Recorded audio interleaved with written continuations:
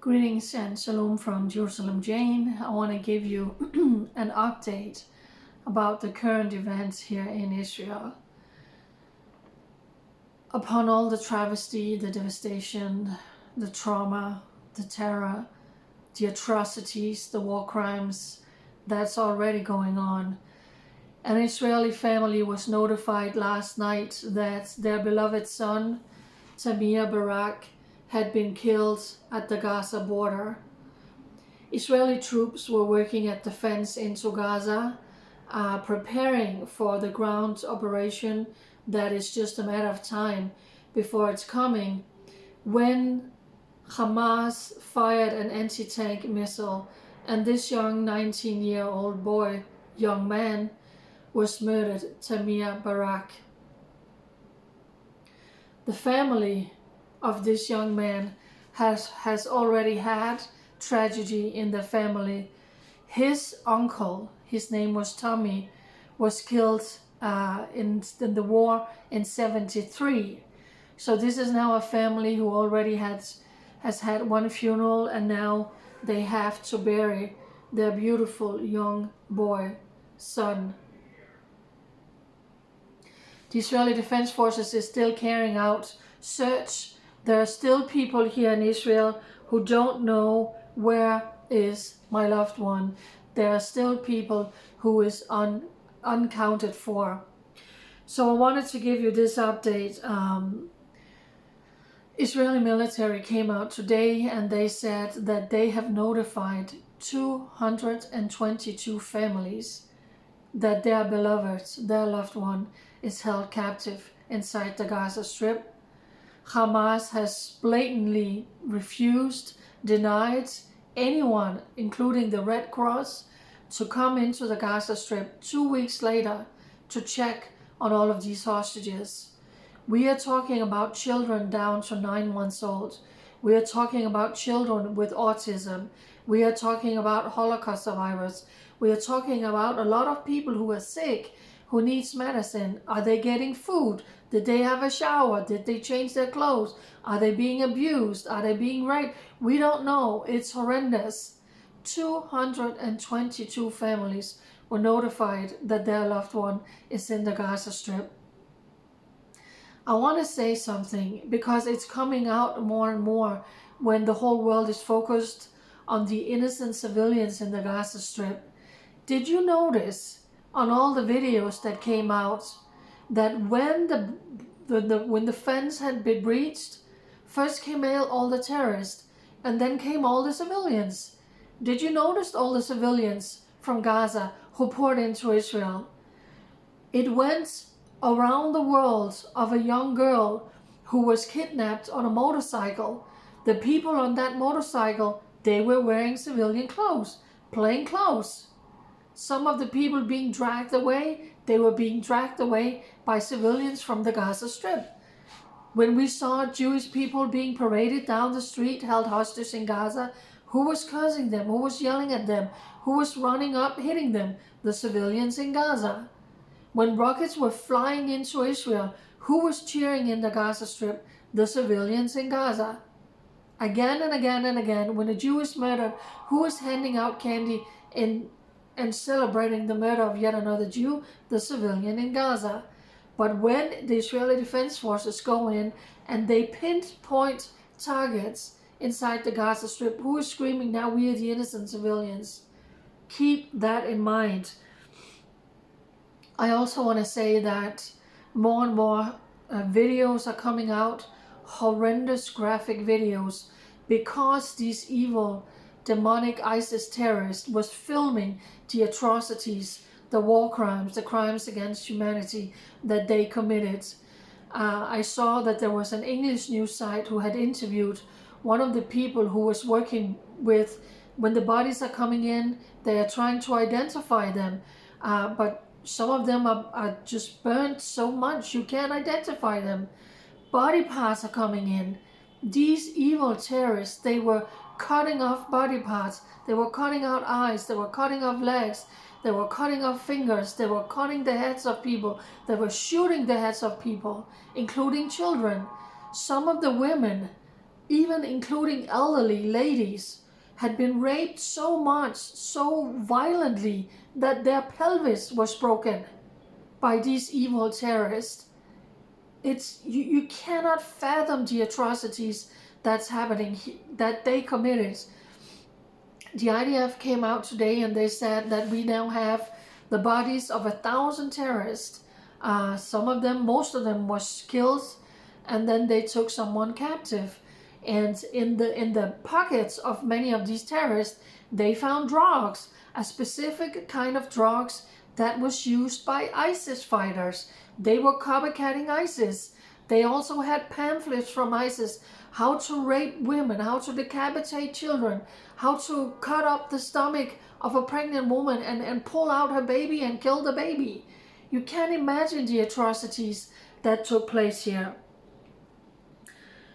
So Israel, the Mossad, the Shin Bet has now formed a special group, a special task force, and these are the best of the best.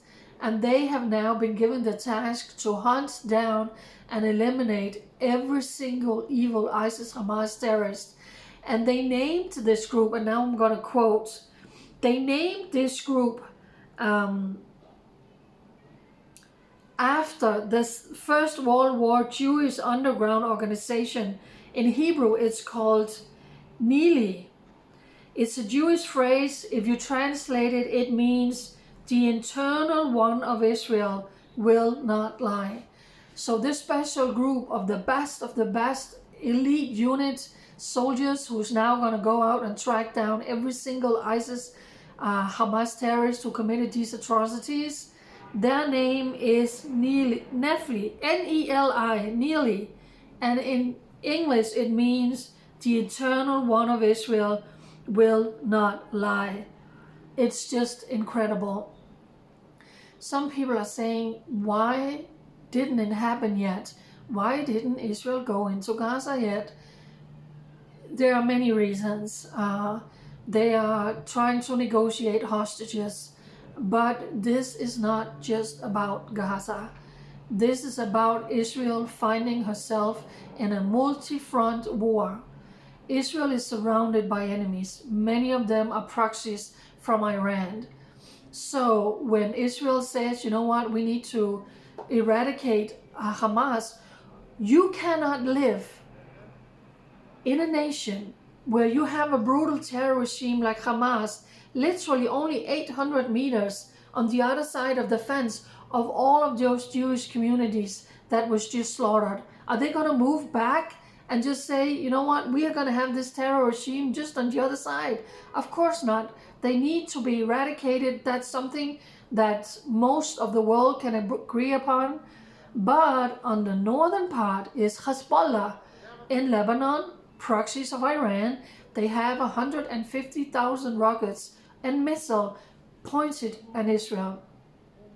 So that's where the main focus is, that when Israel is launching the operation into Gaza, Hezbollah can get in the game and they will start firing rockets. And then we're going to have a war in the whole Middle East. Then there's going to be this regional war. And that is what especially America is trying to prevent. So according to reports that came out today in the media, the American administrations have asked Israel to please hold off going into Gaza until American reinforcements has arrived in warships and troops and everything. Also, they're trying again to negotiate more terrorists to be released. But it's also, of course, because this is going to be a massive operation. Israel is going to come from the air, from the sea, and from the ground. And it takes a lot of time to prepare for. But at the same time, Israel is preparing for the war that's going to come on the northern parts. For that reason, more than 200,000 people has been evacuated from their homes in around the Gaza Strip on the northern border, being evacuated from what is and will be war zones. Some of the hospital in the northern part of Israel has actually taken their into a state of emergency, so to speak, where they are saying we are only treating patients where it's emergency now. We are keeping our hospital open and the beds free for when things are going to explode in the north. In one hospital, they even built a little new wing with places to treat when that war is going to come. So on all fronts, Israel is preparing for what we know is going to come. Like I said, all eyes are on the north. Hezbollah is firing anti-tank missiles into Israel. Israel is retaliating. Within the last 24 hours, Israel took out several Hezbollah terrorist squad who had been firing in Israel and who was preparing to fire at Israel. So things are very, very serious. It could explode within the next 24 hours, within the next 48 hours, and it all comes down to that this is the Holy Land Israel never started a war.